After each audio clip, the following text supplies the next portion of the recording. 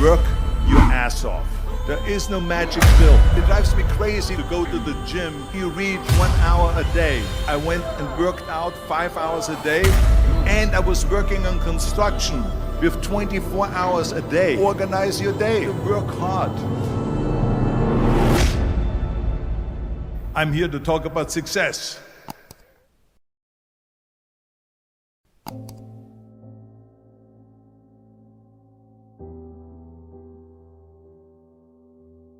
I went to college. I went and worked out 5 hours a day, and I was working on construction because in those days in bodybuilding there was no money. I didn't have the money for food supplements or anything, so I had to go to work. So I worked on construction. I went to college. I worked out in the gym, and at night from 8 o'clock at night to 12 midnight I went to acting class 4 times a week. So I did all of that. There was not one single minute that I wasted. And this is why I'm standing here today. With the age of 20, I went to London and I won the Mr. Universe contest as the youngest Mr. Universe ever. And it was because I had a goal. You see, if you don't have a vision of where you go, and if you don't have a goal where you go, you drift around and you never end up anywhere. 74% hate their job in America. The majority of people don't like what they're doing because they're really not doing it because they didn't have a goal and they followed this goal. They just aimlessly drift around, and then all of a sudden there's a job opening, so they get that job because you have to work. But then when you work, it's a chore. It's work. It's not fun. So if you think about, only a quarter of the people really enjoy what they're doing in life. So people always ask me, when they saw me in the gym in the pumping iron days, they say, why is it that you're working out so hard? 5 hours a day, 6 hours a day, and you have always a smile on your face. The others are working out just as hard as you do, and they look sour in the face. Why is that? And I told people all the time, I said, because to me, I'm shooting for a goal. In front of me is the Mr. Universe title. So every rep that I do gets me closer to accomplishing that goal, to make this goal, this vision, turn into reality. Every single set that I do, every repetition, every weight that I lift will get me a step closer to turn this goal into reality. So I couldn't wait to do another 500-pound squat. I couldn't wait to do another 500-pound bench press. I couldn't wait to do another 2,000 reps of sit-ups. I couldn't wait for the next exercise. So let me tell you something, visualizing your goal and going after it makes it fun. You got to have a purpose no matter what you do in life. You got to have a purpose. And Muhammad Ali worked his butt off, and I saw it firsthand. And I remember that there was a sports writer that was there in the gym when he was working out and he was doing sit-ups. And they asked him, how many sit-ups do you do? And he said, I don't start counting until it hurts. Now think about that. He doesn't start counting his sit-ups until he feels pain. That's when he starts counting. That is working hard. And so you can't get around the hard work. It doesn't matter who it is. Work your ass off. There is no magic pill. There is no magic out there. You cannot get around. You have to work and work and work. Make sure of this and make sure of that and all that stuff. So it's work. And it drives me crazy when people say that they don't have enough time to go to the gym for 45 minutes a day and work out. Or to do something for 45 minutes to an hour a day to improve. If it is physically improve or if it is mentally to improve. Imagine you read 1 hour a day about history. How much you will learn after 365 hours in 1 year. Think about if you study about the history of musicians, of composers, how much you would know. Imagine if you would work on a business, on some business that you want to develop every day for an hour. Imagine how further along you will go and get. So it drives me nuts because when people say we don't have the time, we have 24 hours a day. We sleep 6 hours a day, so that gives you still 18 hours. So there's someone shaking their head out here in front. They say probably, I don't sleep 6 hours, I sleep 8 hours, right?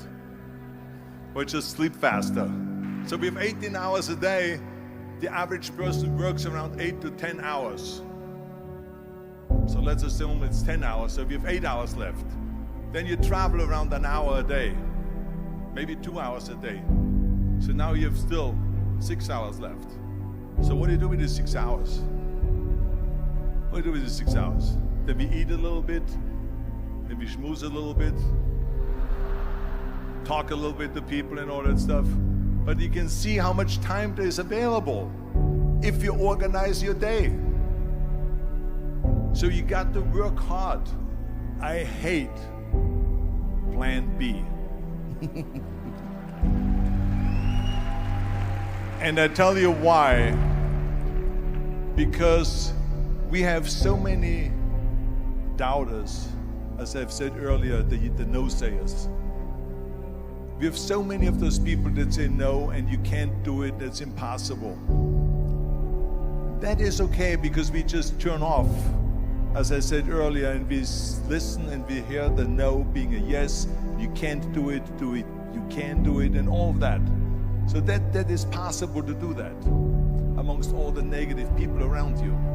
But when you start doubting yourself, that's very dangerous. Because now what you're basically saying is that if my plan doesn't work, I have a fallback plan. I have a plan B. And that means that you start thinking about plan B, and every thought that you put into plan B, you're taking away now that thought and that energy from plan A.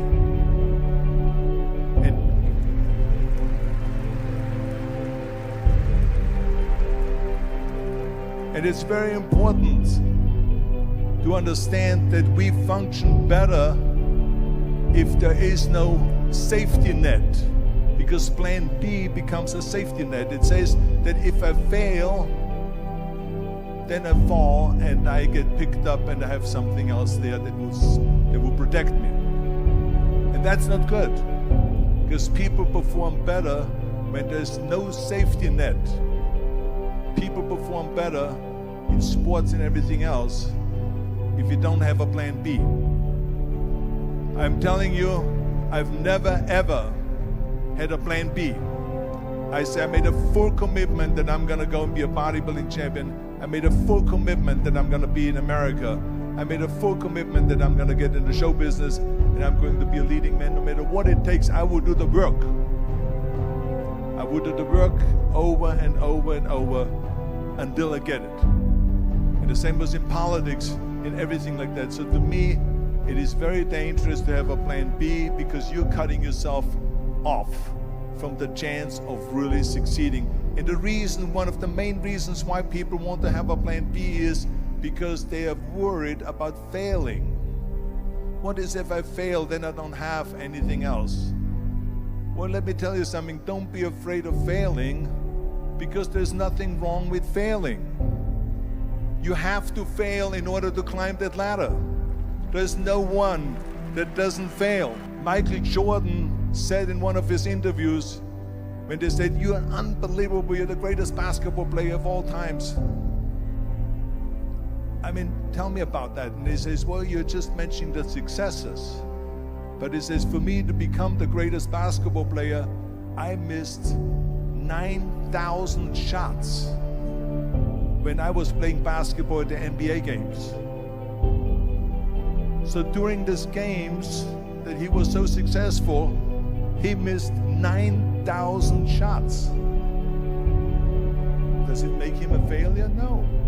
He's one of the greatest basketball players of all times, but he failed 9,000 times. Do you get it? We all fail. It's okay.